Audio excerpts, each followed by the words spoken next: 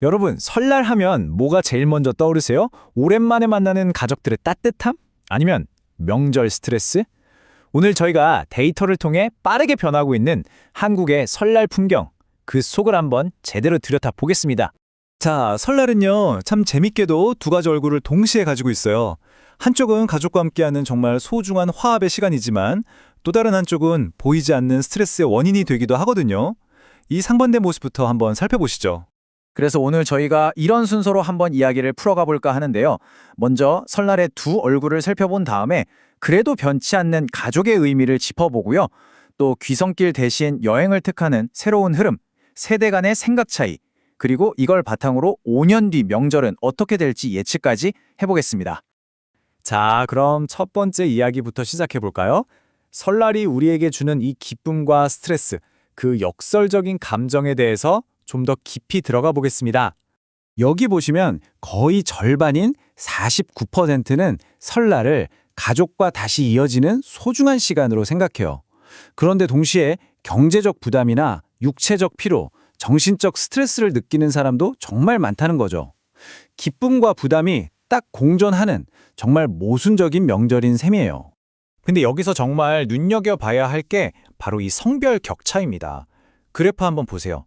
여성이 남성보다 정신적 스트레스를 겪는 비율이 두 배가 넘어요. 24%대 11%. 왜 이런 엄청난 차이가 나는 걸까요? 이 불평등한 부담감이 바로 명절 문화 병화의 아주 중요한 열쇠가 됩니다. 자, 이렇게 스트레스가 있는데도 사람들이 설날에 꼭 지키려고 하는 거, 변하지 않는 건 뭘까요? 놀랍게도 아주 굳건하게 자리를 지키고 있는 핵심 전통이 하나 있었습니다.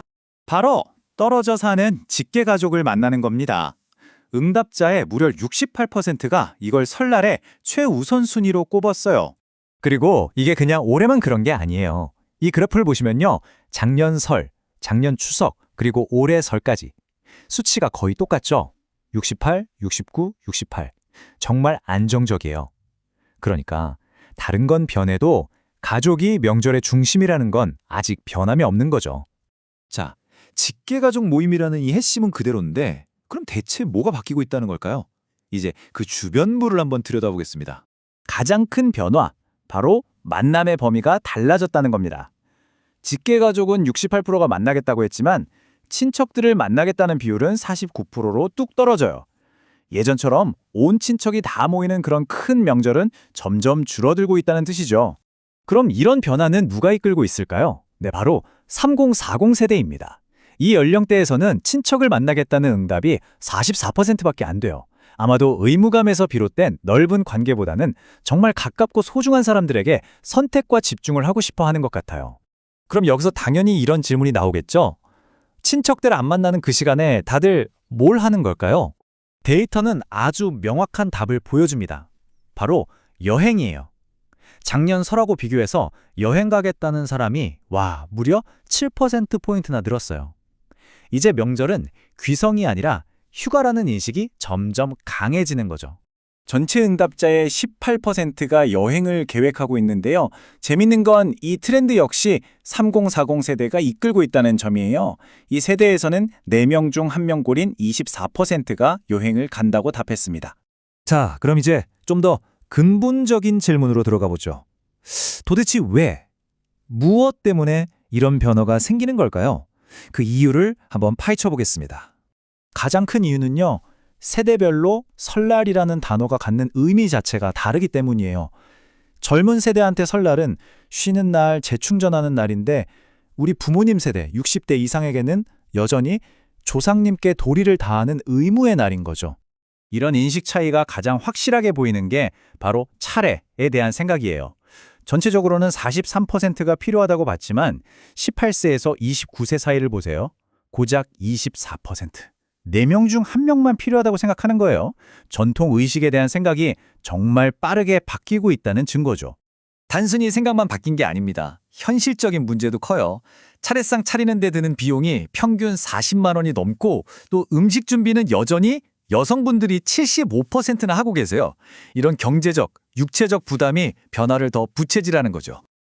자, 이런 흐름이 계속된다면 한 5년 뒤 미래의 설날은 어떤 모습이 될까요? 데이터를 보면 명절의 패러다임이 완전히 바뀌고 있다는 게 보입니다.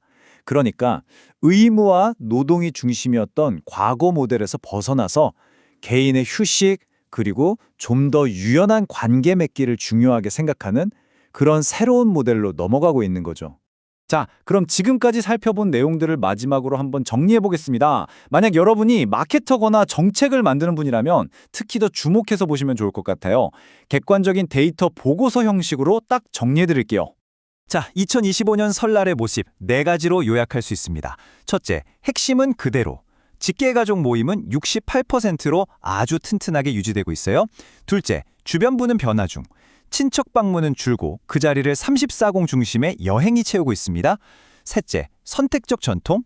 차례 같은 격식은 선택사항이 되고 떡국 먹고 세배하는 정도의 부드러운 전통만 남는 추세고요. 마지막으로 여전히 해결해야 할 숙제죠. 성별 격차. 가사노동의 불균형은 계속해서 갈등의 원인이 되고 있습니다.